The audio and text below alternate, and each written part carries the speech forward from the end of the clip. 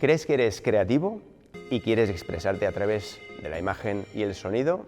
Este es tu ciclo.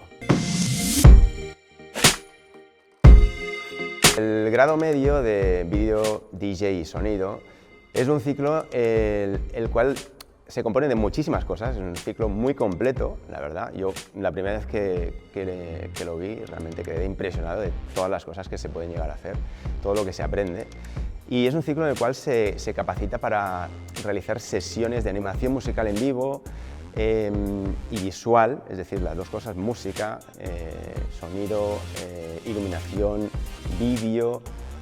También es posible hacer captación directa, grabación y todo relacionado con proyectos sonoros. Los módulos de este ciclo hay de dos tipos, lógicamente. Tenemos los teóricos y prácticos. Tenemos módulos de animación musical en vivo, de animación visual en vivo, de captación, de inglés técnico para saber definir pues, todos los conceptos de todos estos módulos.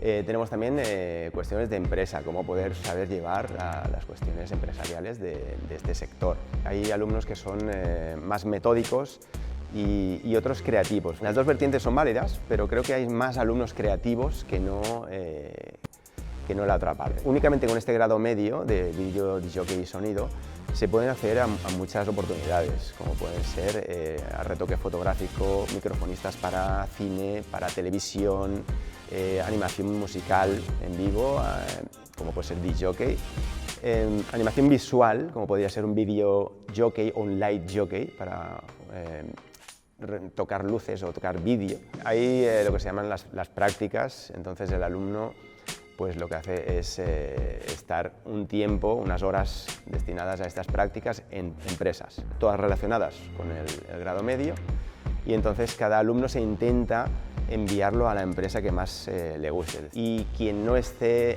todavía con la idea clara de lo que quiere hacer, este grado lo que va a permitir es tocar un poquito de todo y de esta forma poder tener una idea de hacia dónde dirigir después los estudios.